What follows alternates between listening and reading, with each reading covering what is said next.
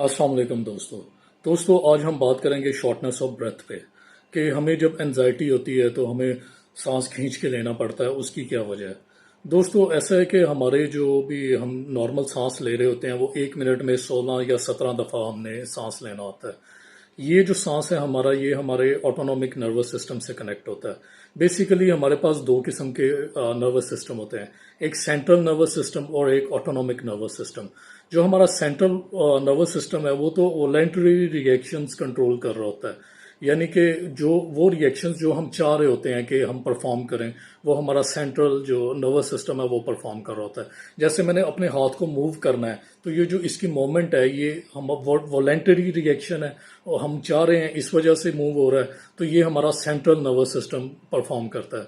लेकिन कुछ ऐसे टास्क होते हैं जो हमारा जो है वो ऑटोनॉमिक नर्वस सिस्टम परफॉर्म कर रहा होता है, जैसे कि वो रिस्पॉन्सेज जो हम चाह नहीं रहे होते लेकिन वो ऑटोमेटिकली परफॉर्म हो रहे होते हैं। जैसे हमारा हार्ट रेट है वो ऑटोमेटिकली परफॉर्म हो रहा होता है, हम उसे रोक सकते या बढ़ा नहीं सकते, वो ऑटोमेटिकली उसने वर्क करना होता है। ऐसी जब हम सांस ले रहे होते हैं, जैसे मैंने बताया हमने 1 मिनट में 17 से 18 दफ़ा सांस लेना होता है, खींचना होता है। ये जो अनवॉलंटरी रिएक्शन है ये हमारा ऑटोनॉमिक नर्वस सिस्टम कंट्रोल कर रहा होता है।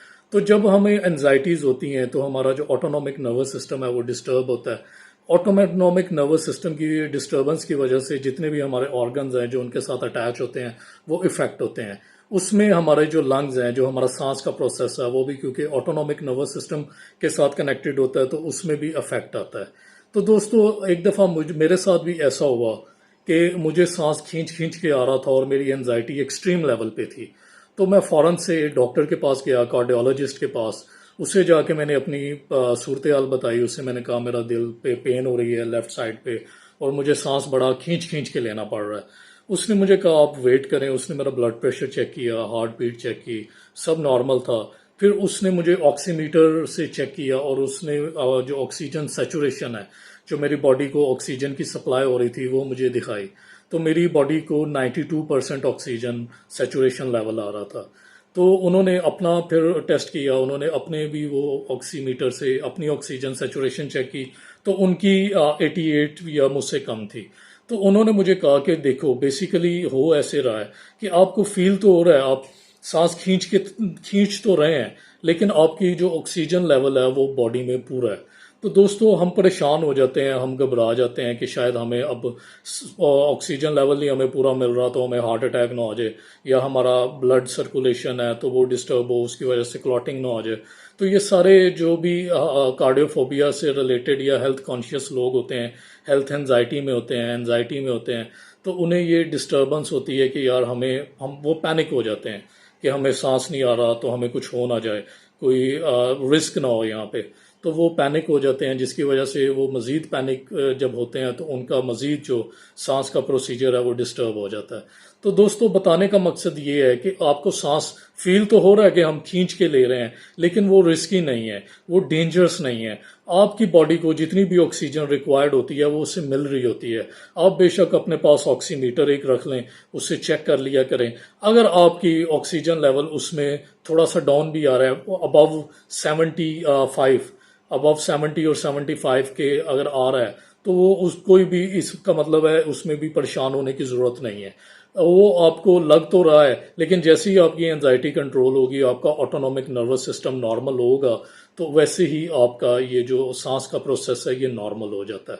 तो मुझे बहुत सारे जो मेरे दोस्त हैं वो यही कंप्लेंट्स करते हैं कि सर हमारा सांस उखड़ता है।